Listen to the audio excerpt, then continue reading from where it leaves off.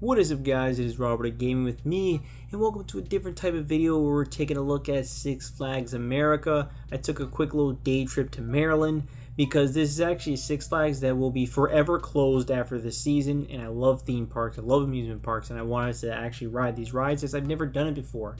And I've heard consistently this is actually like the worst Six Flags of all time. And while I've only been to Six Flags Great Adventure, which is my new home park essentially in New Jersey, I have to agree. This one was not very good. Right now, if you're seeing Raging Cajun, you got this crazy mouse sort of ride where it was pretty fun though. I mean, I enjoyed myself. You know, this constant spinning over there really forces you to the side of your seat, which was a fun time. But it's a weaker ride in the grand scheme of things, while in this park it was actually one of the better ones, which just kind of shows you how it is. The wild one, which was that wooden one, was closed. Unfortunately, I couldn't ride it. It's like a 100-year-old ride. I would have liked to. Firebird, this one was a disappointment. You know, it has some cool looking structures from the outside looking in, but when you're actually riding it, it shakes your head violently, and it kind of is too aggressive in terms of just riding it. It's just not smooth. It's not a smooth experience, unfortunately, and for that, it just makes it a pain to actually ride it. There's some slight moments that are fine, but yeah, it just rocks your head way too much. It's very unfortunate. Again, I like the design when you look at it, but yeah, that was not the one, to be honest with you. I did not really care for it. This one was pretty good. Professor Screamore's Skywing or whatever. This was actually quite comfortable. The actual seatbelt was like over the head, but it was like softer, so it was kind of like a vest. And it actually this was a good one. I did enjoy this one. This was solid. Maybe it was my second favorite one, but I did like that Raging Cajun because it was just a little bit pretty cool in terms of the spinning. I thought that was solid. I will say this is a little steam town. I like the design of this area. You know, it's something that Six Flags doesn't do very often, is design their locations, and I wish they did. So seeing this was pretty cool. They had like little fish on the side, which I don't know who the hell takes care of the fish, but hopefully they do get taken care of somewhat. But yeah, that whole place was pretty cool. They had this log flume that I actually did not ride because I was going to. I like to ride essentially everything until I noticed that this is just it. It goes up and it goes down. I was like, really? That's weak, man. What a disappointment. I don't know why the hell that's it. And then Roar. Look at this logo. I love this logo. I was hyped as hell. I love El Toro and Great Adventures for New Jersey, but man, what a disappointment. Again, looks really cool, but it rocks your brain, man. It literally just, it's not smooth at all. It's a very uncomfortable ride, and it's such a shame because I really thought that would maybe be the best one. And this whole park, you know, if you notice, is very empty. We went on a weekday because I thought it'd make this most sense to go on a weekend instead of a weekend. If you know, we had to take advantage of going to this place, going like 4-hour drive almost. And it was very empty, which was a kind of the perfect time. And that's Joker's Jinx, which we take another look at later on.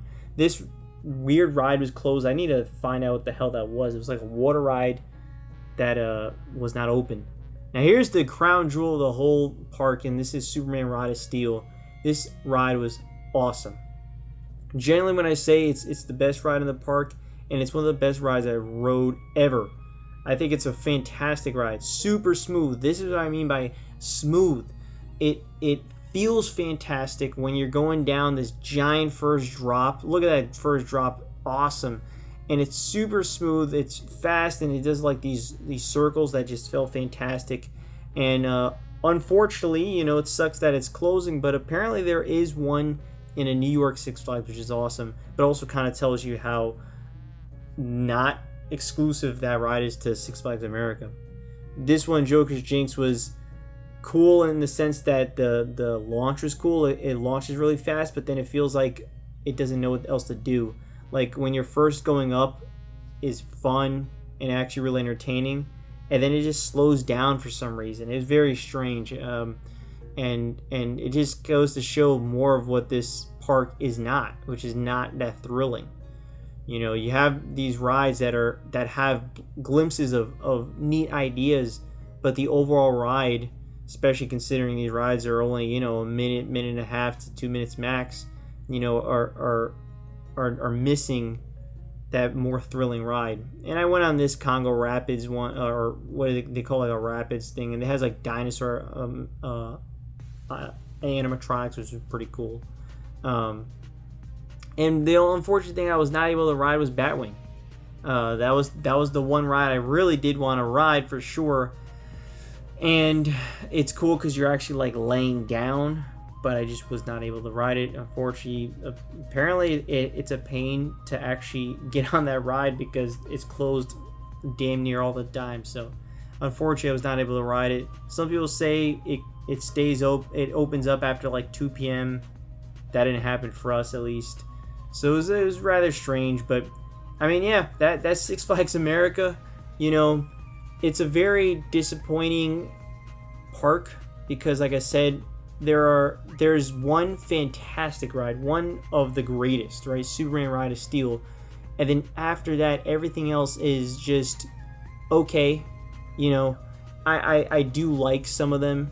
Like I said, Raging Cajun and probably that Screamore one, or the Wind one was solid also, but none of them stand out as like, oh man, these are great ass rides. Especially something compared to like Six Flags Great Adventure that has a collection of really great rides. Nitro, El Toro, used to be King of Ka, unfortunately, Jersey Devil, and then maybe the Flash one would be really good. We'll see. But it's strange. You know, I would not recommend going to Six Flags America. And by the way, yeah, I'm just repeating this footage at this point. I didn't record as much as I thought I did.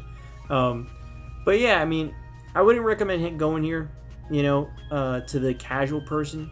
If you love theme parks like me, it doesn't matter what anyone's going to say, you know, you're going to want to go, and I get it. I 100% get it.